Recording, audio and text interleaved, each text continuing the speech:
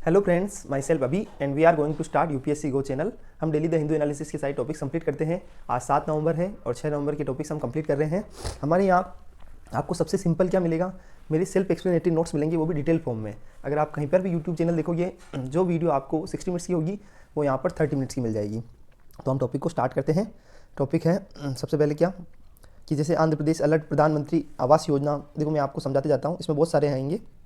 Arm woman force से related news है, कुछ और भी आर्टिकल्स हैं। तो सबसे पहले क्या है, India taps into Bolivia Chile for lithium availability. तो अभी क्या हो रहा है कि इंडिया नॉन डिस्क्लोजर एग्रीमेंट कर रहा है, किनके साथ में, चिली और बोल्विया के साथ में। क्यों कर रहा है ऐसा? इसलिए कर रहा है क्योंकि हमारे यहाँ पे अभी क्या सिस्टम बना हुआ है,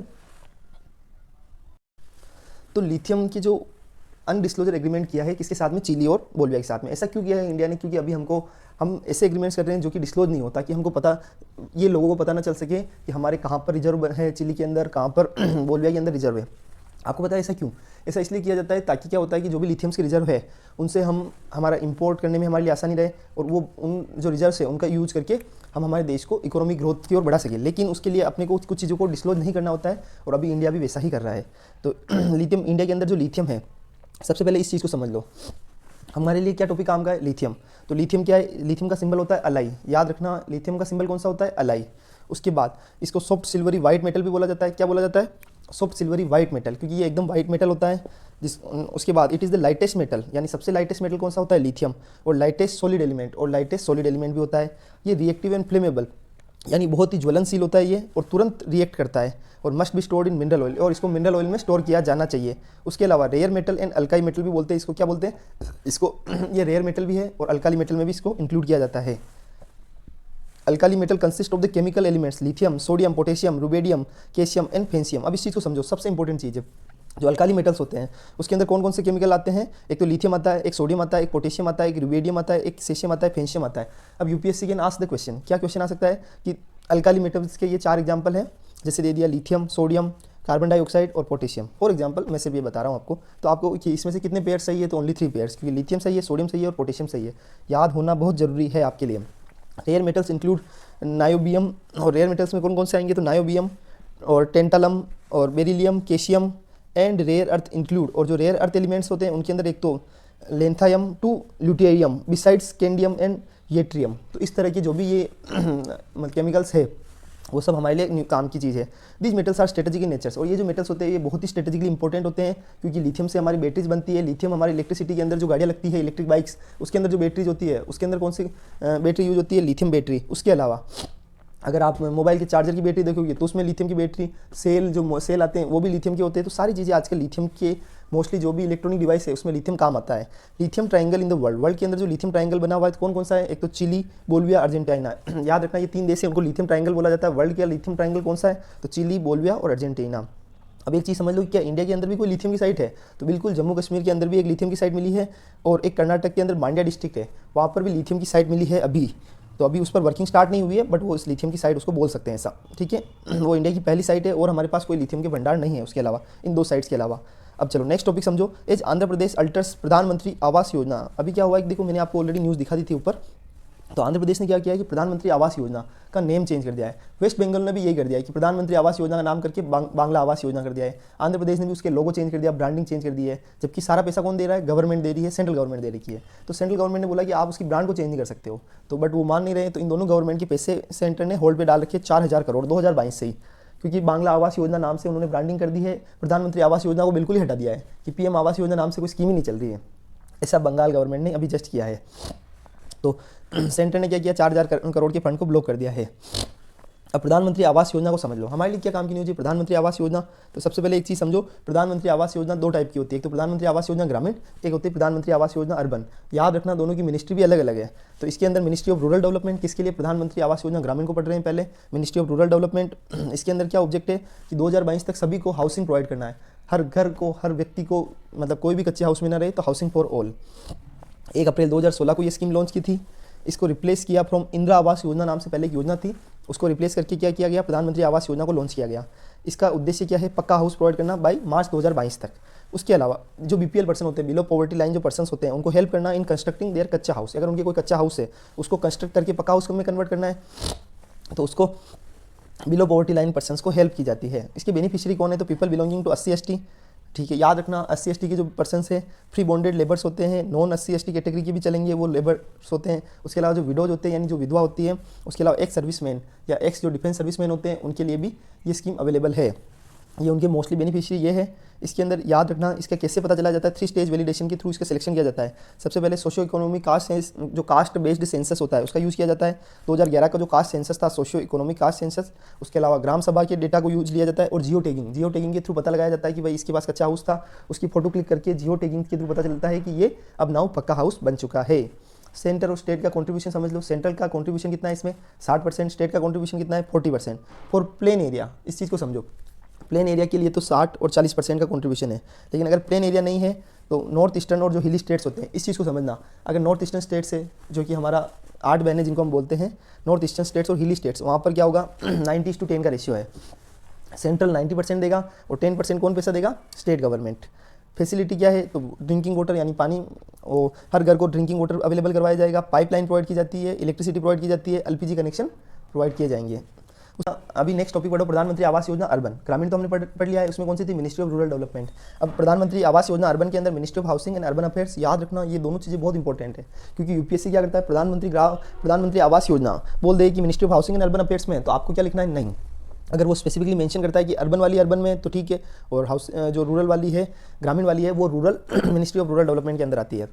बेनिफिशियरी क्या है इसके, तो EWS इकोनॉमिक जो वीकर सेक्शन होता है, अगर उनकी फैमिली इनकम 3 लाख, क्योंकि देखो EWS कैटेगरी में आदमी कौन आते हैं, जिनकी salary income family income 8 lakh तक हो, ठीक है। तो प्रधानमंत्री जो इनकी EWS कैटेगरी होती है उनमें नॉर्मली इनकम कितनी होती है, 8 लाख तक होती है उनकी फैमिली इनकम, तो उनको EWS में डाल दिया जाता है। लेकिन इस केस में क्या है, अगर EWS की इनकम 3 लाख तक है अगर उनकी फैमिली इनकम, तब भी वो बेनिफिशियरी कैटेगरी में आएंगे। उसके अलावा लो इनकम जो ग्रुप होते हैं उनके अंदर फैमिली इनकम कितनी होनी चाहिए, अप टू 6 लाख, याद रखना फैमिली इनकम। और मिडिल इनकम ग्रुप होते हैं, अगर उनकी फैमिली इनकम 18 लाख तक है, अगर इन तीनों कैटेगरी की व्यक्ति है तो इनको बेनिफिशियरी माना जाएगा। अब एक टॉपिक और समझो, अभी आज न्यूज़ में मैंने दिखा दिया था already, leave benefits for woman in arm forces made uniform. यानी क्या हुआ, वुमन के लिए जो मैटरनिटी लीव दी जाती है, तो जो लीव बेनिफिट्स दिए जाते हैं वुमेंस को इन आर्म्ड फोर्सेज, उनको भी यूनिफॉर्म करने के लिए कोशिश की गई है हमारे डिफेंस मिनिस्टर राजनाथ सिंह के द्वारा। तो अभी इस चीज़ को समझो, हमारे लिए ये न्यूज़ काम की नहीं है, जितनी काम की न्यूज़ है हमारे लिए woman in defence sector. Defence sector के अंदर वुमन का क्या रोल है, तो सबसे पहले समझो नेवी के अंदर, नेवी में क्या हुआ था, नेवी, एयरफोर्स और 3 टाइप की हमारी इंडियन आर्मी, जो हमारी 3 टाइप्स की फोर्सेज होती है, और उसके अलावा CRPF और ये बहुत सारी मतलब फोर्सेज होती है। लेकिन जो हमारी 3 टाइप की फोर्सेज होती है, एक तो नेवी, एक इंडियन कोस्ट गार्ड भी होता है, लेकिन वो इन 3 फोर्सेज के अंदर नहीं आती, वो अलग आती है। तो नेवी हो गया, एयरफोर्स हो गया, उसके अलावा इंडियन आर्मी हो गया। तो अब समझो नेवी के अंदर क्या हुआ कि 1991 के अंदर ऑफिसर्स के रूप में इसको शुरुआत की गई थी वुमेंस को, 1991 के अंदर। उसके बाद ये क्या करते हैं, सर्व करते हैं on board naval warship in combat although discharging non combat roles. इनका क्या काम क्या होता है, नवल वॉरशिप जो होती है ऑन बोर्ड नवल वॉरशिप, उस पर सर्विस प्रोवाइड करने का काम कौन करती है। सिर्फ आप समझो इस चीज़ को, छोटी सी बात को समझो, मैं ये बहुत इंपॉर्टेंट लाइन है कि क्या हुआ कि शुरुआत में जब 1991 में जब इनको चांस दिया गया वुमेंस को, तो उस टाइम पे सिर्फ इनका रोल बहुत ही छोटा था। धीरे धीरे इनका रोल बढ़ रहा है और अभी now they are in uniform position. तो अभी क्या स्टार्ट हो गया, उस टाइम पे सर्व ऑन बोर्ड जो नवल वॉरशिप होती है उनको प्रोवाइड करने का काम किया गया in combat although discharging non combat roles, और डिस्चार्ज कर दिया किसको, डिस्चार्ज किया नॉन कॉम्बैट रोल्स को डिस्चार्ज किया गया, ठीक है। तो इस चीज़ को समझो, नॉन कॉम्बैट रोल को डिस्चार्ज करने के लिए उस टाइम पे एक ऑन बोर्ड सर्विस प्रोवाइड की जाती है महिलाओं के द्वारा। फिर 2020 आ गया, 2020 में इस तरह धीरे धीरे हिस्ट्री में धीरे धीरे प्रोग्रेस होती रही। उसके बाद 2020 में इनको पायलट्स भी बनाने लग गए मेरीटाइम एयरक्राफ्ट के अंदर, और 2022 में इनको सेलर्स के लिए रिक्रूट किया जाता है, और 20% वैकेंसी रिजर्व है किसके लिए, वुमेंस के लिए। इस चीज़ को समझ लेना। एयरफोर्स में भी सेम 2015 के अंदर मतलब इनको पहले से ही एयरफोर्स में लेने लग गए, लेकिन 2015 में इंडियन एयरफोर्स ने ओपन किए new roles for woman as fighter pilot, यानी वो फाइटर पायलट की तरह भी आप वॉर में इंक्लूड हो सकते हो। आर्मी के अंदर एक परमानेंट कमीशन होता है, जिस पर सुप्रीम कोर्ट ने भी ऑलरेडी बोल दिया है, और सुप्रीम कोर्ट के डिसीजन के कारण ही परमानेंट कमीशन में इनको महिलाओं को रोल मिल गया है कि अब उनको भी एक परमानेंट कमीशन में उनका रोल हो गया, इन द सेंस कि अब वो भी 60 साल तक जो देश की सेवा कर सकती है, और उनको भी रिटायरमेंट और दूसरे जो भी बेनिफिट्स मिलते हैं वो मिलेंगे। तो 2 सर्विसेज में अभी परमानेंट कमीशन, उनको परमानेंट कमीशन किया गया है, एक तो जज एडवोकेट जनरल्स ब्रांच और एक आर्मी एजुकेशन कॉर्प, ये दोनों के अंदर उनको परमानेंट किया गया है। 2020 में सुप्रीम कोर्ट ने परमिट किया था, परमिटेड जो मतलब हमारी गवर्नमेंट है, सुप्रीम कोर्ट के डिसीजन के बाद उन्होंने इसको परमिट किया कि SSC जो वुमन ऑफिसर्स होगी वो अनदर 8 आर्म्ड सर्विसेज के अंदर उनको परमानेंट किया जाएगा, to be granted permanent commission, यानी परमानेंट कमीशन ग्रांट किया जाएगा 8 आर्म्ड सर्विसेज के अंदर। और 2021 के अंदर सुप्रीम कोर्ट ने वुमन को अलाउ किया था कि आप नेशनल डिफेंस एकेडमी के जो एंट्रेंस एग्जाम होते हैं उनके अंदर भी अप्लाई कर सकते हो। और 2023 में woman soldier for UN peace keeping operation, बहुत इंपॉर्टेंट याद रखना, जो UN के पीस कीपिंग ऑपरेशन चलते हैं कि किसी भी देश में अगर शांति करवानी है तो यूनाइटेड नेशन के क्या पीस कीपिंग ऑपरेशन होते हैं, जिसके थ्रू उन वहाँ पर अगर गृह युद्ध चल रहे हैं, कुछ भी चल रहा है, तो पीस कीपिंग जो ऑपरेशंस होते हैं उसके अंदर हमारे देश के सोल्जर्स को भेजा जाता है। तो जो यूएन के पीस कीपिंग ऑपरेशंस होते हैं उसमें हमारी वुमेन सोल्जर्स होती है, उनको पहली बार उनको भेजा गया 2023 के अंदर। ठीक है, तो ये टॉपिक भी समझ में आ गया होगा। बहुत इजी टॉपिक्स है। अब हम जो सबसे एडिटोरियल पढ़ने जा रहे हैं, आज के एडिटोरियल 2 मस्त एडिटोरियल है, आपको बहुत अच्छा लगने वाला है और आपको मेरी लैंग्वेज बहुत अच्छे से समझ में आ जाएगी। सबसे पहले एडिटोरियल है विजन 2014-7 किसने लॉन्च किया है? नीति आयोग ने। विजन इंडिया @2047 बहुत इंपॉर्टेंट टॉपिक है, समझोगे तो मज़ा आ जाएगा, इसको याद रखना ही है और आप मेरे नोट्स के थ्रू इसको बहुत सिंपल और इजी फॉर्मेट में समझ सकते हो। ये प्रोजेक्ट है बाय नीति आयोग के द्वारा, क्रिएट करना है blueprint for India development in next 25 years, यानी इंडिया अगले 25 सालों में कैसे वर्किंग करेगा उसकी ब्लूप्रिंट हमको मिलने जा रही है, हमको मिल चुकी है। अब ग्लोबल लीडर इन इनोवेशन, अब नीति आयोग का टारगेट क्या है? अगले 25 सालों में हमको इनोवेशन में ग्लोबल लीडर बनना है, टेक्नोलॉजी में ग्लोबल लीडर बनना है, ह्यूमन डेवलपमेंट, सोशल वेलफेयर, इन सब के अंदर हम ग्लोबली लीड करें वर्ल्ड को। अचीविंग $30 ट्रिलियन इकोनॉमी को अचीव करना है with A per capita income of $18 से 20,000 रुपये यूएस पर डॉलर इनकम हर व्यक्ति की होनी चाहिए per capita income. Building world class infrastructure हमको तैयार करना है। उसके अलावा अननेसेसरी इंटरफेरेंस होता है गवर्नमेंट के द्वारा, उसको एलिमिनेट करना है। डेवलप करना 3 से 4 global champion in every sector, her sector के अंदर जो ग्लोबल चैंपियंस होते हैं उनको डेवलप करना है, 3 से 4 global champions in every sector. और self reliant in defence sector, और हम डिफेंस सेक्टर में आत्मनिर्भर बन जाए। ये काम किसका होगा? ये हमारा विजन है कि हम डिफेंस सेक्टर में आत्मनिर्भर बन जाए। ग्रीन ग्रोथ को बढ़ावा देना है, क्लाइमेट चेंज को कंट्रोल करना है और फोकस सस्टेनेबल डेवलपमेंट पर होना चाहिए। और यूथ को स्किल्स प्रोवाइड करनी है। ये सब हमारे 2047 के टारगेट है। और रिसर्च एंड डेवलपमेंट ऑर्गेनाइजेशन को हमारे को डेवलप करना है। हमारे जीडीपी का जो सिर्फ अभी हम केवल 0.5% से 1% पैसा कहाँ पर खर्च करते हैं?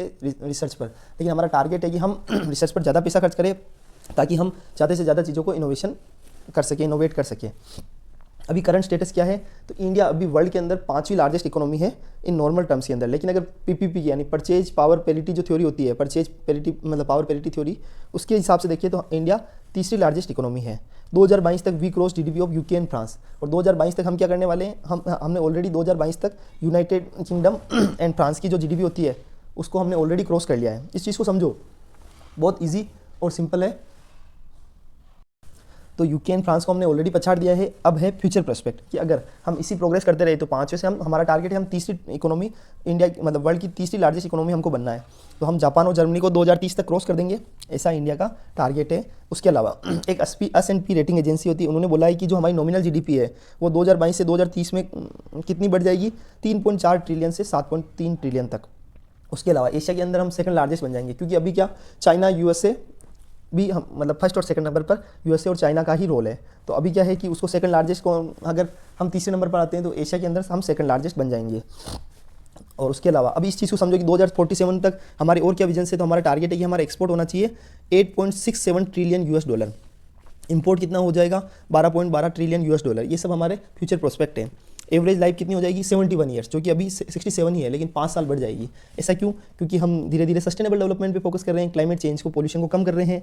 लिटरेसी रेट का मतलब होता है 89% फ्रॉम 77%, यानी लिटरेसी रेट हमारी बढ़ जाएगी। 89% लोग एजुकेटेड होंगे फ्रॉम 77% से। तो फैक्टर्स दैट में कॉन्ट्रीब्यूट इन इकोनॉमिक ग्रोथ, यानी ऐसे कौन कौन से फैक्टर्स है जो कि इकोनॉमिक ग्रोथ में कॉन्ट्रीब्यूट करेंगे, इस चीज़ को समझो।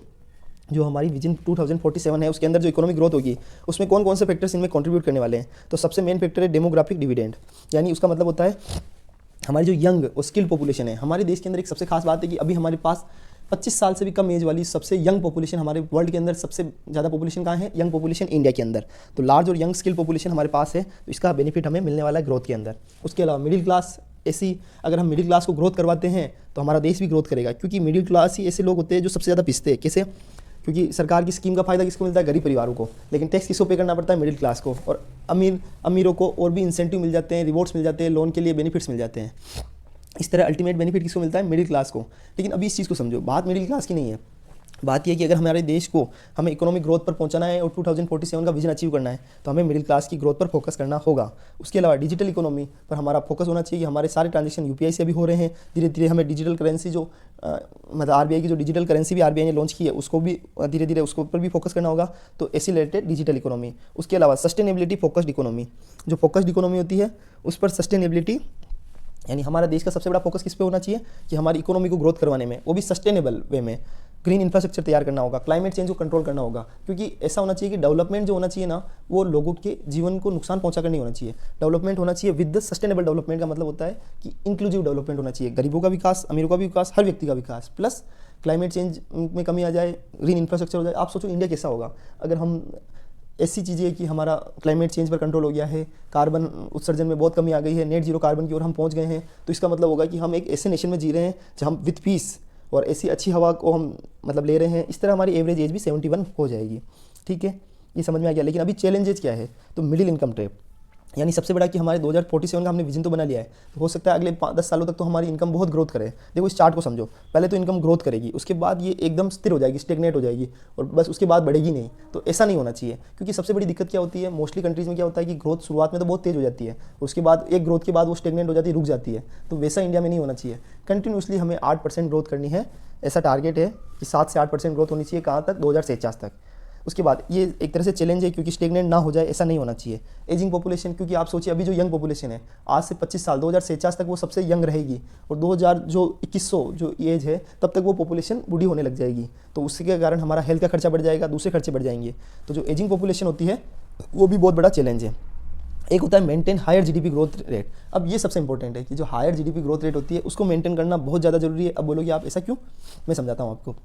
क्या होता है कि जो हायर जीडीपी ग्रोथ रेट होती है उसको मेंटेन करना इसलिए जरूरी, क्योंकि जैसे मैंने आपको बताया 7% 8%, कभी हो रहा है 2% 3%। जो डेवलप्ड कंट्रीज होती है उनकी ग्रोथ रेट सिर्फ 2% 3% ही होती है। तो अगर हमें हमारे देश को 2049 तक डेवलप्ड कंट्री तक पहुंचाना है तो हमें हमारी हाई ग्रोथ रेट 7 से 8% को मेंटेन करना होगा। ये भी अपने आप में बहुत बड़ा टास्क है, क्योंकि कभी 5% भी हो सकती है, 4% भी हो सकती है। तो ये अपने आप में बहुत बड़ा इशू है, चैलेंज है। जियो पॉलिटिकल एंड रीजनल इंटीग्रेशन, हमारे यहाँ पे जैसे अभी रशिया यूक्रेन का वॉर चल रहा है, उसके अलावा चाइना और पाकिस्तान का इशू, हमारे नेबर हमारे पड़ोसी बहुत ही खतरनाक है।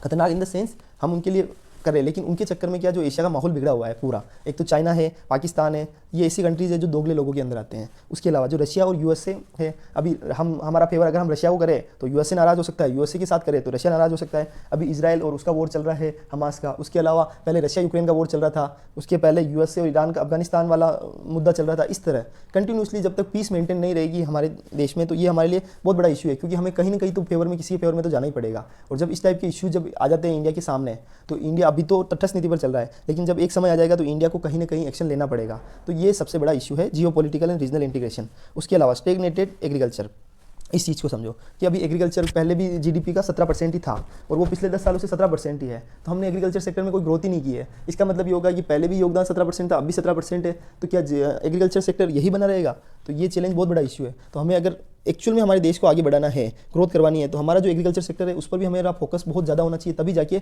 हमारा देश उस लेवल को अचीव कर पाएगा जो हम एक्चुअली हमारा जो विजन है। क्योंकि एग्रीकल्चर सेक्टर में बहुत सारे लोगों के एम्प्लॉयमेंट का जनरेशन होता है, तो इसलिए 17% of GDP maintain for previous 10 years.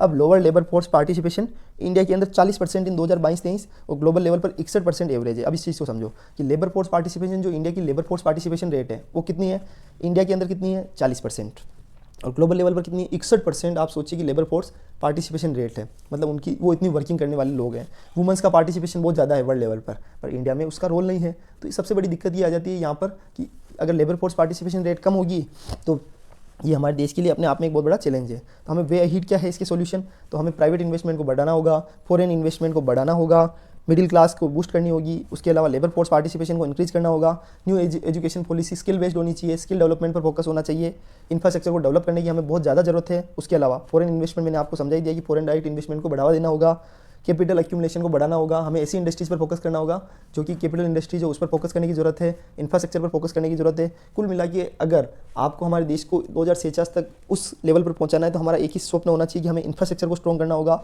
लोगों की स्किल, एम्प्लॉयमेंट, एजुकेशन को इंप्रूव करना होगा और मिडिल क्लास को बूस्ट करना होगा, प्राइवेटाइजेशन को बढ़ाना होगा। चलो ये एडिटोरियल कंप्लीट हो गया, आपको समझ में आ गया होगा हमने कितने सिंपल इजी लैंग्वेज के अंदर पूरे टॉपिक को कंप्लीट कर लिया है और सारे विजन भी हमने पढ़ लिए हैं। अब नेक्स्ट एडिटोरियल है, बहुत सिंपल है बट इसके कुछ काम के पॉइंट्स हैं, आप समझ लो।